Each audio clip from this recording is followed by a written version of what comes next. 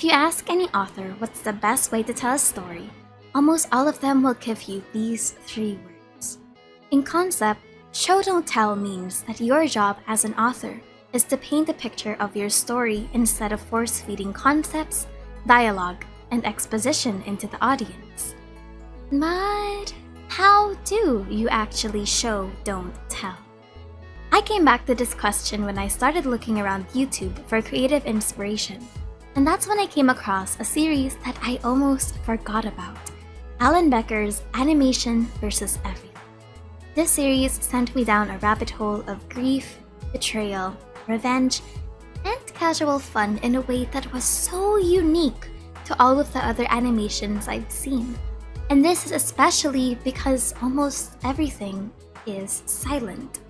The characters speak through body language, and the story is told through creative motifs and moments that aren't usually emphasized in animation storytelling. And today, I want to expand on this analysis, Alan Becker's genius way of showing, not telling a story, and what elements he utilizes best, and why I think anyone that wants to create their own animation or books or just general narratives should take note on what makes this series so engaging and complete. The Alan Becker Stickman is a currently ongoing action series on YouTube about stickmen who exist inside of Alan's computer and mess around with his things.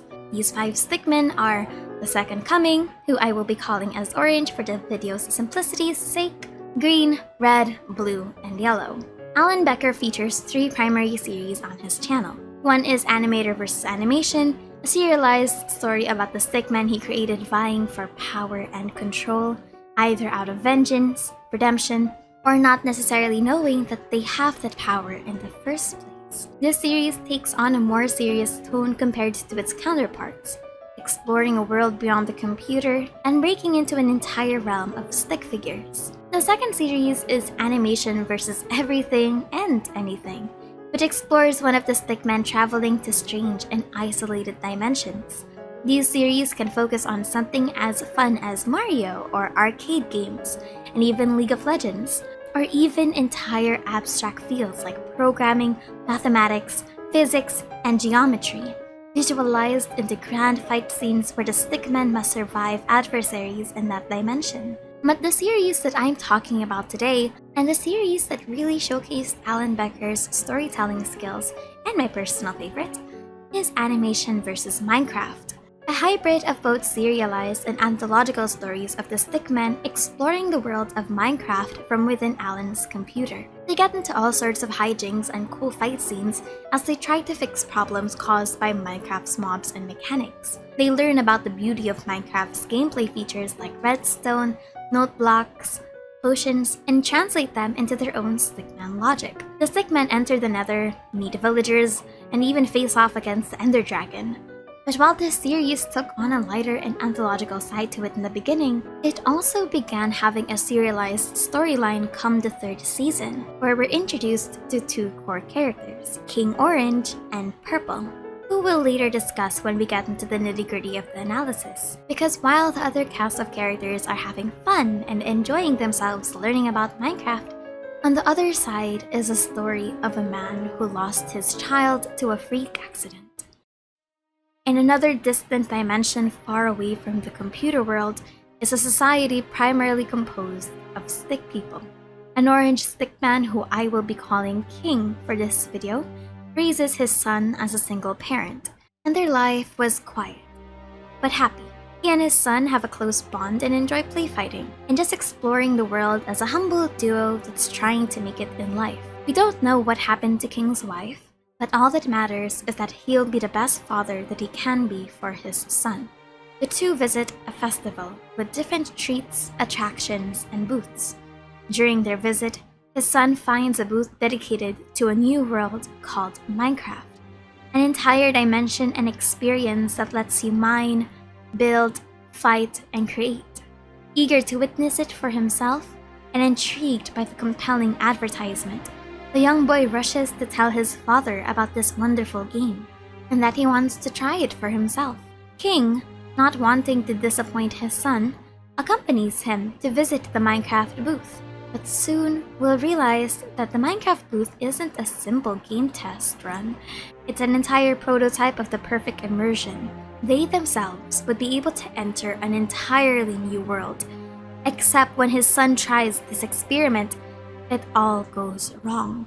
And he is disseminated and disintegrated under the weight of the corrupted Minecraft world. Filled with vengeance and rage, the king vows to make Minecraft pay by destroying it once and for all. With that summary, you can tell why I was suddenly invested. I want to dissect what makes the storytelling so complete and compelling, starting with the most fundamental part of any good narrative, its structure. I think we can all agree that we hate stories that don't end, that don't make sense when they end, or when it gets lost in the sauce halfway and stops becoming, well, what we thought it was. And that's because when there's a lack of structure, you can feel it. Stories, in their most basic forms, are a series of events logically placed together to have a beginning, middle, and end. There's a setup and goal in the beginning, there's the process in the middle, and the payoff in the end. Lose any part of this and you'll get something that feels clunky and misshapen. Structure builds the framework of how the story's execution, concepts, and points are shown to the audience. And a good story follows logical structure contingent on the rules of the world's status quo. When a person throws a ball into the air in the real world, the rules of physics dictate that the ball will go down if unimpeded, which is the logical thing to happen based on what we know. But if, for example, I was in a world where the laws of physics dictate that anything thrown in the air would stay up there, then the logical outcome is that the ball is perpetually in the sky. Most story structures follow two basic principles. Number one, the grand narrative must follow a coherent series of events that are explainable within the consistencies of the characters and the world, such as mechanics, personalities, motivations, and lore. Number two, your narrative contains subsections that are in and of itself complete, usually in the form of a B-plot or even just chapters. These subplots exist to flesh out the world's concepts without compromising the journey to the final goal. The caveat, however, is that all these subsections must conclude logically and must not contradict each other. It's in these smaller stories that characters are humanized, or more places are explored, or new environments pose challenges to the heroes. Though there are a lot of basic narrative frameworks that exist in the realm of literary analysis, like the hero's journey and the golden circle, I'll be looking at how Becker writes their structure based on the narrative theory of equilibrium. The narrative theory of equilibrium was proposed by a Bulgarian narratologist in 1971. Todorov states that narrative marries description with temporal transformation, because we, as the audience, see the flow of events or the flow of time. And the reason this flow is important is because audiences can't recognize a narrative unless it contains the sequential development that usually typifies the genre. Like, imagine if the narrative is about romance and love for the first chapter. Then you go to the second chapter and it's talking about a guy in a post-apocalyptic world randomly shooting zombies. And immediately after, it's just a girl sitting in a blank white room without any reason. Without the flow of time, narratives can't be called that way because they'll be broken and lose their meaning. Keep this bit in mind because we're going to be talking about time later. This series also makes sure we know that part. But going back to the structure, the theory follows a cycle of 5 different parts: equilibrium, disruption, recognition, repair, and new equilibrium. Then, the theory also posits that the cycle continues, whether through a new chapter or episode. The reason I want to use this lens is because these episodes not only creatively follow a grand plot, but also that each episodes are their own complete stories that have a logical beginning and end. And what better place to start in than, well, the start. Animation versus Minecraft the original. Let's dive into the cyclical storytelling in the episodic. A story's setting starts with its equilibrium, or the status quo. Viewers are taught about the logic, and usually it's just the calm before the storm. Our episode begins with the briefest of introduction to an orange stickman with a hollow head, who lives inside of someone's computer. Orange is just running around without a care in the world until he stumbles accidentally across the Minecraft game icon. When he steps on it, he notices a strange row over his head and decides to investigate. And this is where we get our main change, or the disruption. Disruption is when an event challenges or changes the status quo for the better or worse. It's not necessarily conflict, because conflict insinuates something bad, but rather that something has messed up the quiet waters of normality. The Minecraft block gets experimented on by different stickmen, and each of them find a niche part of Minecraft that they enjoy. Orange starts first with building his own little house, simple and quaint with nothing more than a bed, a fireplace, and a couple of chests. Green takes off to start his own creations with a block. It's also in this moment that we get another important logic in this newfound power. When the stickman is in possession of the Minecraft block, they're in creative mode. They can indefinitely generate blocks and they can break items quickly. Without the block though, they're in survival mode, where they have hunger meters and life bars. But going back, Green intricately builds a detailed windmill that definitely showcases his artistic potential. Blue steals the block to try out planting different crops and trees, and Yellow starts messing around with beacons, pistons, and redstone. From just a brief introduction, the episode establishes their core interests and distinguishes them from each other. Orange the crafter, Green the creative, Blue the planter, and Yellow the inventor. But when there's disruption, there are consequences and effects. Recognition is the part of the story where the narrative and the characters begin acknowledging the disruption. This is the expansion of that sudden ripple caused by the sudden shift in events. And more often than not, it's the journey to actually start to fix the problems that were caused. Red, hearing the commotion, also gets curious about what his fellow stickmen are up to. So he joins in on the fun as the other stickmen watch Yellow change the beacon's colors with glass. Yellow invites Red to try the block for himself, to which the latter accepts. But then he stops. And a sudden, hostile force takes over Red and he begins fighting the other stickmen to gain complete control of the Minecraft block. He escapes into the files with the block and the others are left confused and panicked. That not only were they suddenly assaulted by their friend, but that his fury came from nowhere. And when there's trouble, the story must find a way to not only re-establish normalcy, but also reduce the conflict to a manageable state. Repair and resolution is what a character seeks out in the face of uncertainty, where they find solutions that adjust or fix their current problems. Orange, Yellow, Green, and Blue work together to find Red and bring him back to his senses. They start building diamond armor, making weapons, and other things they need for the adventure. Once they're ready, they dive headfirst into the files and start their search for Red. However, they find themselves cornered by skeletons, zombies, and even creepers, which blow a hole in the window and reveal a secret passageway that leads them to a cavern filled with spawners and netherrack. There, they find Red standing on the other side. They try to retrieve the block, and for a moment, Green gets the upper hand and slices him down.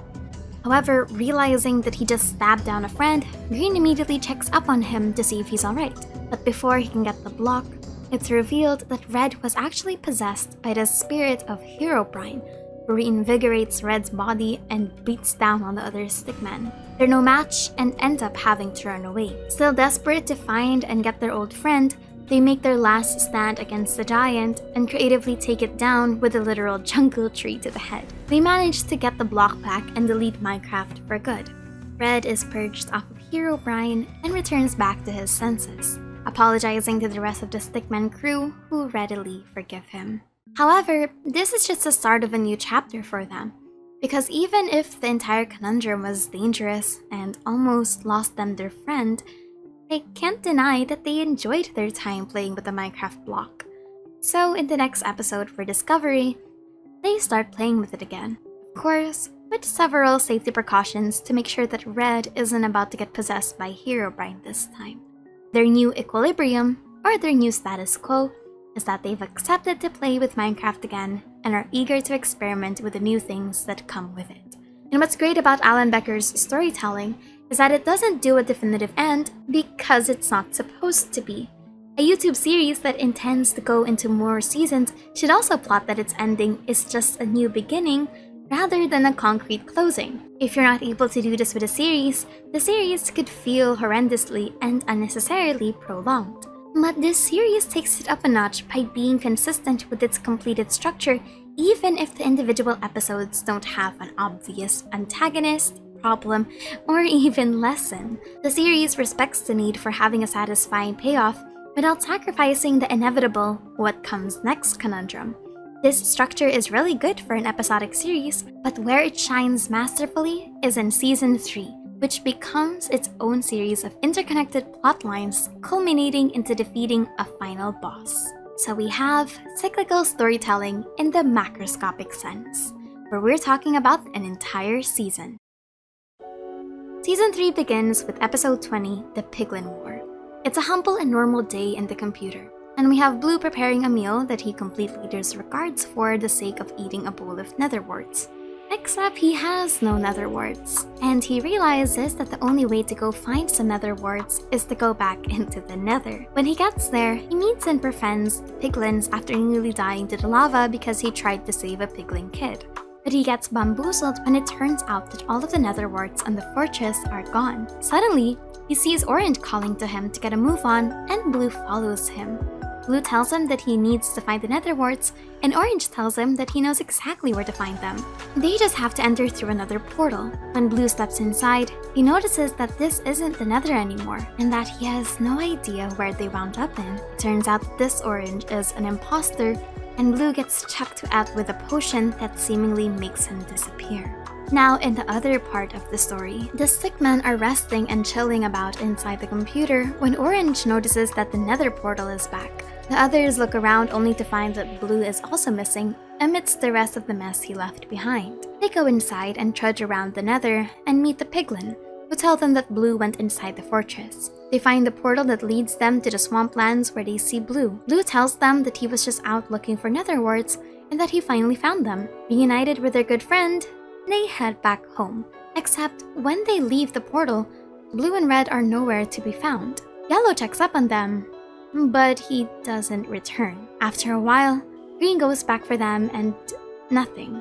Orange and the pig go back inside, only to find Blue suspiciously standing in the corner. Having no fucks left to give, Orange starts fighting Blue and finds out that this imposter was actually the witch. A nice callback to the fact that the netherworts were all taken because the witch was also using them. Orange and Red's pig truck around the swamplands to find the rest of their friends who have been turned into items. Along the way, they find Yellow and Red, but were misled when they thought they found Green. He finds them one at a time and inevitably goes down on the showdown against the witch. They're saved by Blue at the last minute, who returns them all back to their normal selves, but they're inevitably overpowered. It's through the help of Red's pig drinking all of the witch's potions and fighting the witch that they're able to survive. You know, the usual. Now, I just summarized 2 entire episodes with their own problems, but still say that this part, both of these episodes, are still the equilibrium of the season. It's because this isn't completely out of the blue of their usual routine. The story previously has been about hijinks and struggles brought about by the characters absolutely fucking around and unfortunately finding out. It's their status quo to get into trouble and is within the predictable formula of this series. Except it's in the episode 22, the parkour, where the real disruption begins because this episode challenges the usual structure of the season and introduces its audience to a higher level of storytelling. As they're trying to get back home, they see another stickman sitting around and picking up blue orchids near the outskirts of the witch's hut. This is Purple, one of the season's most important characters, and actually a character that they've already met. Purple is a reoccurring character from the previous episode, The Nether, where Blue and Green find a mysterious stickman enter to another portal. They find out about a village ruled by the Purple Stickman and accidentally cause mischief by seemingly breaking their economy by also giving the villagers free things. Summarizing Purple's character will be for another section of the video, but since I'm just focusing on the story itself, I'll deal with the details later. Anyway, Purple is enthused to see his old friends again and excitedly tells them about something that he has in store for them. Though hesitant at first, the stickmen accept his invitation and follow along. Turns out that Purple was inviting them to a strange parkour realm where they must beat each other for a prize. Now, this isn't out of the blue from their previous challenges, and a Stickman like the thrill, especially when they find out that they can't actually die here. Except when it got down to the final match point, there's been a strange twist. Red is the first one to get to the finish line and wins the prize, except so does green, and orange, yellow, and blue. And when they try to investigate, they find out that purple has trapped them in their own separate demi-planes. And purple flies out with Red's pig and returns to bow down to King Orange. This shift in the story opened so many possibilities. First, they weren't just dealing with Minecraft mobs. They were dealing with actual stickmen that also play by their rules. Up until now, the stickmen have used their own logics to beat a lot of the concepts of Minecraft, whether it be by being more mobile than the rest of the mobs, using blocks in a way that weren't intended by the game, or by integrating themselves in the world as though they were regular citizens rather than playable characters. But now that they have an antagonist that also weaponizes these logics, the stakes get much higher. And suddenly the playing field is horrendously even out, and the true plot becomes clear when they all try to escape. Each of the stickmen try to escape in a variety of creative ways. Green builds up and accidentally breaks through the obsidian, where he finds out that they never left the Nether. He begins investigating and finds the throne room with the king and purple talking about their evil master plan, as antagonists tend to do. Green finds out that they want to trap the stickmen in because they want to steal the Minecraft game icon from their computer world. We already have a nod to how powerful this block can be in the previous breakdown with Red's possession. Purple leaves to find the block but is stopped by a furious Green, who demands to know how he could betray them. Purple is hesitant to fight Green, but the latter charges at him and is relentless in beating up Purple for everything he's put them through. On the other side, Yellow figures out that their perpetual undeath when they fall off is caused by a command block. He collides with Blue and the two escape by diving as down as possible. When they reach the bottom, they accidentally fall onto a bridge filled with piglins, and they escape by running into another portal. Red and Orange get out by using the beacons that were used to teleport between spaces and combining them to, well, end up in a desert. Starving and broken because they have no idea where they are and what they'll even do, Red complains that they don't have any food left. Orange, however, is having none of Red's complaining, and the two start fighting. For a series that is filled with over-the-top fights and also for fun PvP, this is one of the only times where each punch and kick feels so heavy and depraved, because this isn't a play fight out of fun or joy, but rather a feat of horrible blind rage. And Red is quickly overpowered as he tries to desperately run away from Orange. It's only when Orange is snapped back to reality that he stops himself from pulverizing Red any further. The two find themselves inside Minecraft's caverns, and Orange realizes that Red was just as mortified, frustrated, and broken as he was. Orange offers a helping hand and asks for his forgiveness. But during this moment, they're interrupted by a player character named Alex Crafter. They notice that hovering behind him is his desktop, and they dive into it. They get back to Alan's computer by mailing themselves into their home, only to realize that someone's waiting for them. With Blue and Yellow, the two are stuck having to deal with the Titan Ravager, a custom but massive variation of Minecraft's Ravagers. The Ravager is attacking a small village and is terrorizing its citizens for whatever reason. They hatch an ingenious idea to feed it as much as it can and hopefully pacify it that way. Of course, not before trying to kill it and horrendously failing to do so. The two build intricate contraptions out of redstone to keep a continuous stream of food going. The Ravager leaves, satisfied with this meal, and it seems like the two succeeded in pushing away the threat. Except it comes back with the rest of its family and demands to be fed. The villagers are attacked again, and one of the bigger Ravagers grab onto a villager and throw it into its mouth, only to be stopped by a mysterious beam of energy. And here's when the two formally meet King Orange. With his command block staff, he zaps the two bigger Ravagers away while the smaller one flees in fear. As the villagers cheer for their saved village, King Orange introduces himself and tells the two to follow him back to his castle. Yellow, mesmerized by the command block, convinces a hesitant Blue and literally drags him all the way into the portal. Little do they know, This was actually a ploy by King Orange to keep them trapped in here by pacifying them with a command block and nether warts. Green, however, finds a way out of the prison by shoving an ender pearl through his prison bars with a piston. Green also couldn't have broken out because the bars were enchanted, and if he tried to mine his way out like in the parkour, he'd get zapped. After saving the pig, he goes to confront King Orange only to be constantly blocked off before he could call out to Blue and Yellow. He's successful, however, when he finally blows a goddamn hole in the wall. This entire build-up is in the course of 4 episodes, but it's in how succinct and cohesive everything is that you have to appreciate the storytelling. And what's great is that Alan Becker manages to up the stakes and explain fear, panic, betrayal, sadness, and all sorts of complex emotions without any kind of dialogue facial expression. The repair part of this story only starts when all of the characters know of the problem and are endeavoring to fix it. And now that they have their goals in check, they begin fighting the very root of the problem. Episodes 25 to 23 is my favorite segment to the series and shows an entire whirlwind of high-stakes battles, character backstories, and motivations perverted by a lust of power and grief. Story beat developments, and an expansion of how you can show your story without using a single word. Red and Orange face off against Purple, who steals their Minecraft block. Red and Purple dive into the nether portal, but when the game icon touches the nether portal, a somewhat whirlpool of energy vacuums all of the Minecraft alien entities back into itself. Red is eventually overpowered during his pursuit of Purple and is sealed away in the castle, along with Green, Blue, and Yellow, had all of their items sucked into the vacuum. In the nether, Purple successfully gets the block and brings it back to King Orange. King Orange snaps the Minecraft block into his staff and begins blasting a devastating wave through the ceiling.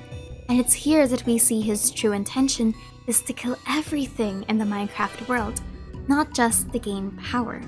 Purple sees the destruction that he's about to unleash and tries to get him to stop, only to be beamed away and shoved back into the fortress. Orange mails himself back to Alex Crafter's computer and steals the poor guy's Minecraft icon. It's also a really cool Easter egg that you can see Alex Crafter googling about Stickman and Minecraft. Orange gets back to the fortress and tries to stop the king.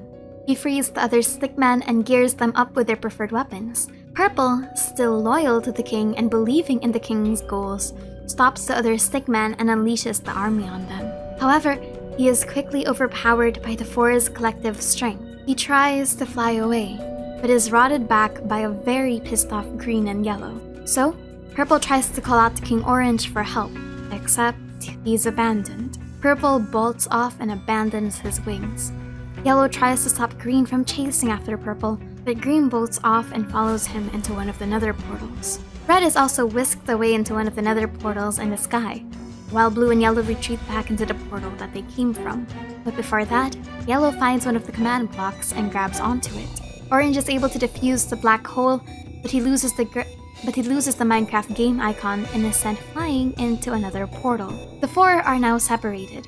Orange is left to fend off the warden without a single block to his name. Blue and Yellow return to the village they were in, only to find it ransacked by raiders. Red enters a monster school with his now teacher Herobrine, and is forced to work alongside monsters that don't even like him. And Green is left to a universe where mobs, monsters, and villagers communicate through music. Pause. We are in the point of the story that's rather unconventional for a final fight. And normally, yes, having your story divert into 4 separate perspectives can be seen as a poor choice of pacing. This is usually because separating a party that just got back together can feel like you're diffusing what could have been a final battle. And worse, if you don't do it correctly, characters can feel wasted because they're left to fend off screen. This is also the big case if the story does have a core main character that it's building up to. It's a bad idea because you're splitting the big goal into another series of smaller goals, and there are 2 possibilities that can happen in your story's structure. Number 1, the smaller goals distract from the bigger goal, and end up feeling like mundane and repetitive tasks that waste precious screen time for no absolute reason, or accidentally becomes filler content. Number 2, the bigger goal is usurped in terms of stakes by the smaller goals and inevitably forgotten or shoved to the side. Except, that's not what happens. Instead, Each of these moments become useful and pivotal building blocks that serve individual additions to the final battle. Orange's attempt to survive with the Warden leads to him using the Song of the Warden's people to befriend him. This becomes his only means of escaping back into the kingdom because he has no blocks left after he lost the Minecraft game icon. The Warden also proved useful in being his temporary ally against the king, while the rest of the other Stickmen find a way out. The Warden serves as a temporary but good buffer, giving time for the other characters to escape their side plots while filling the question of what about King Orange. Red's involvement in the school leads to him accidentally preventing a spider, enderman, and a skeleton who help in the final battle, and also the four of them enlisting the help of their teacher Herobrine to fight the king momentarily. Herobrine proved to be the only mob so far that could solo the king later, only to be stopped when King realized that much like the items previously during the black hole incident, mobs can also be brought back into the Minecraft block upon touching it. There is also a neat little callback here to when Red was possessed by Herobrine. Yellow and Blue find two important things in their side plot. First, Yellow enlists the help of the villagers to build a new staff for the command block, something that's similar in nature to King Orange's staff. The second one is Yellow getting the help of the Titan Ravager for their final fight, by convincing it to kill the one that slew its parents. And last but definitely not the least is Green and Purple, which is one of the best musical pieces that I've heard from this series, and definitely deserves a watch if you're a fan of non-verbal storytelling. Green finds himself in the Note Block universe, a place that's relatively peaceful for as long as you can speak their language. Music. Green finds Purple, who is devastated by the fact that King Orange abandoned him to die. Purple tries to fight against Green momentarily, but after getting tired of running and Green's persistent questioning, Purple tells him the story of his past. In an alternate Stickman world, Purple actually had a family.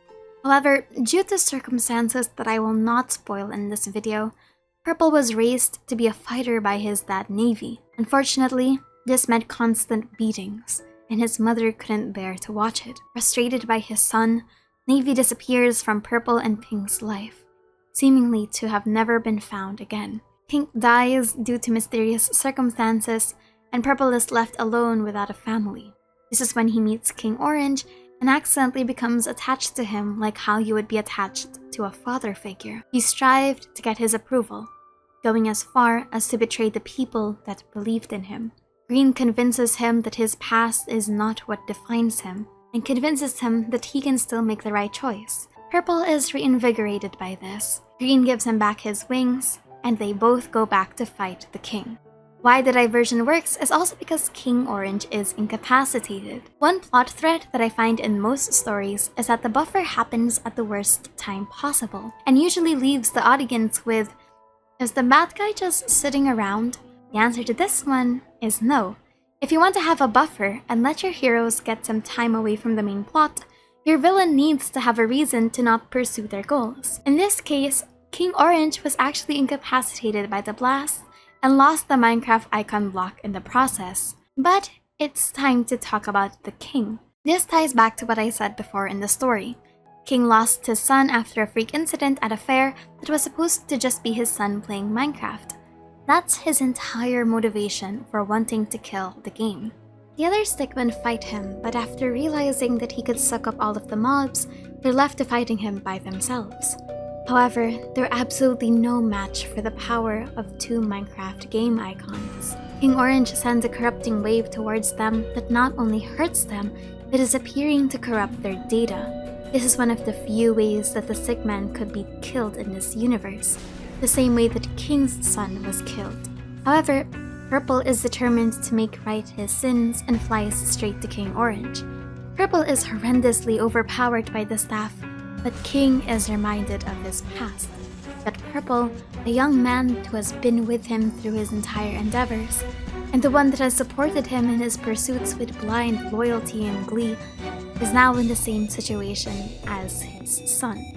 He realizes too late that he's about to kill Purple, and Purple is whisked away by the beam. King drops the staff and runs after him into the nothingness, where they are both confronted by the past.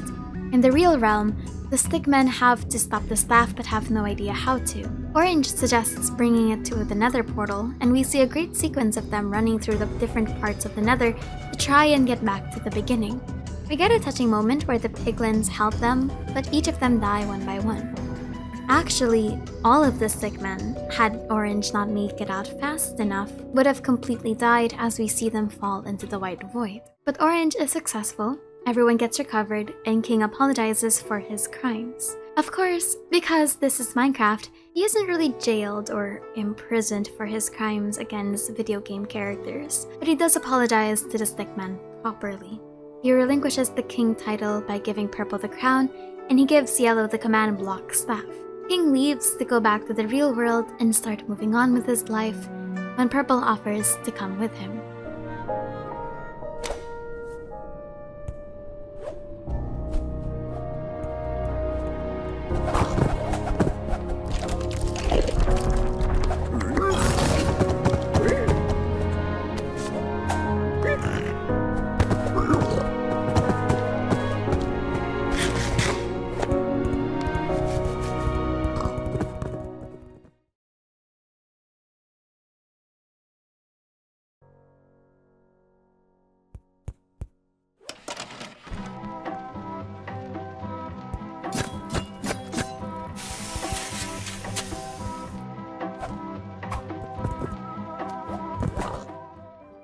A wholesome but nevertheless impactful story that ends off with a little nice bow.